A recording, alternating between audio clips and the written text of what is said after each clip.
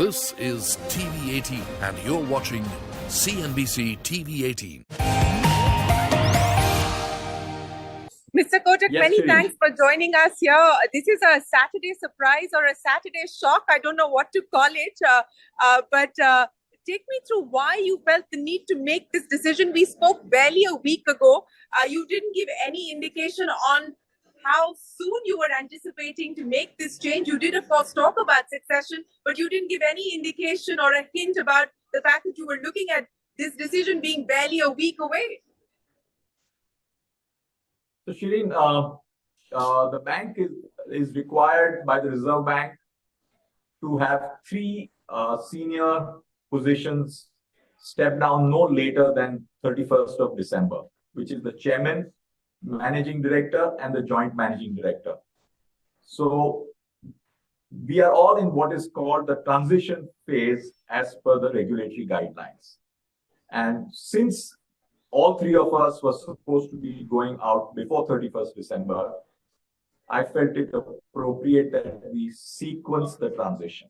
And therefore, I took the decision and went to the board with my resignation.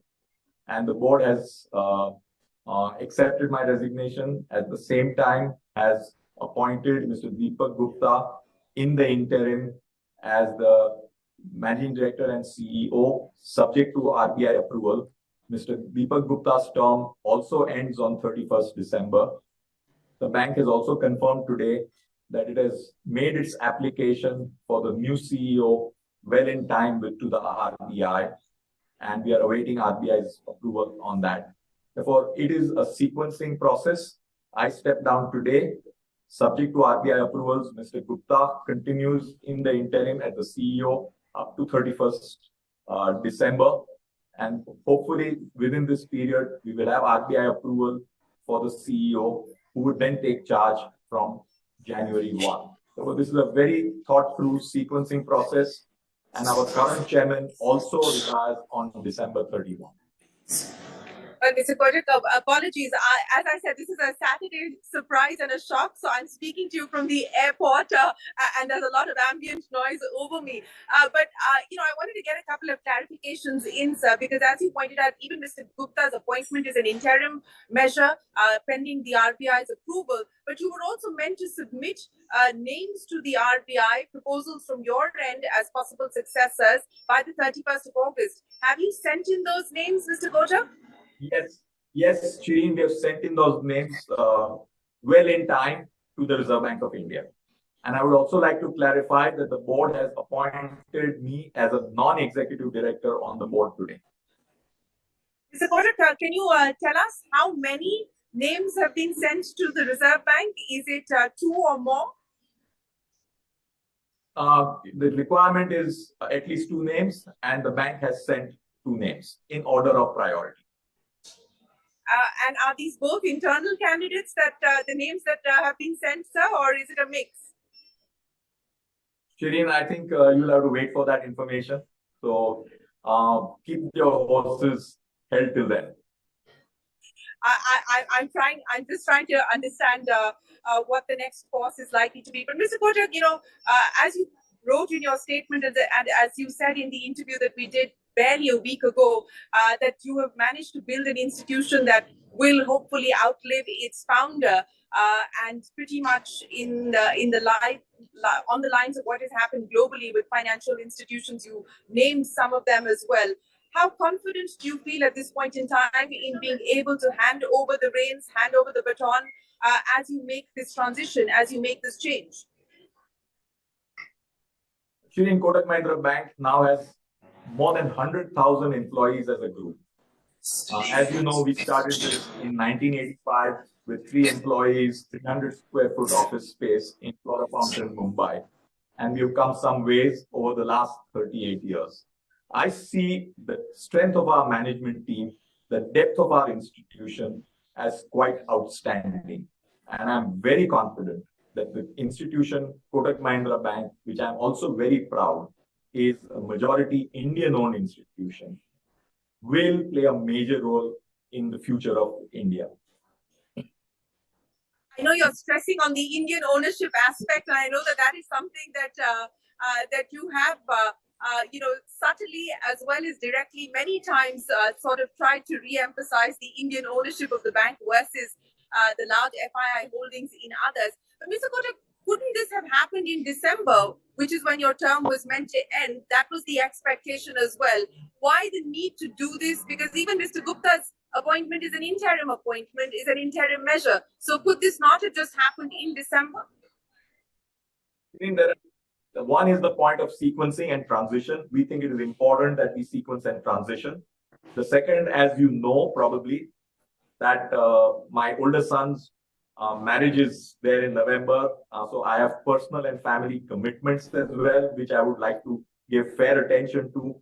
And then the proximity thereafter to my retirement and the marriage was also very small. So keeping all these facts in mind, I've been mulling over this for a while.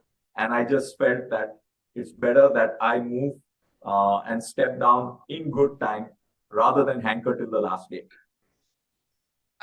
Well, congratulations on the news of your son's wedding, sir, and my best wishes to you. But Mr. Kotak, you talked about sequencing, and this is, in a sense, the first big step in that sequence that you are laying out up until December. Of course, the regulator will have a say in each one of these measures and each one of these steps. What next now in terms of sequencing from here on?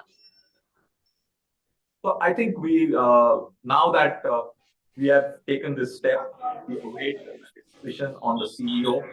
We've also made an application for the non-executive chair, for which again, we will wait from the RBI for its decision.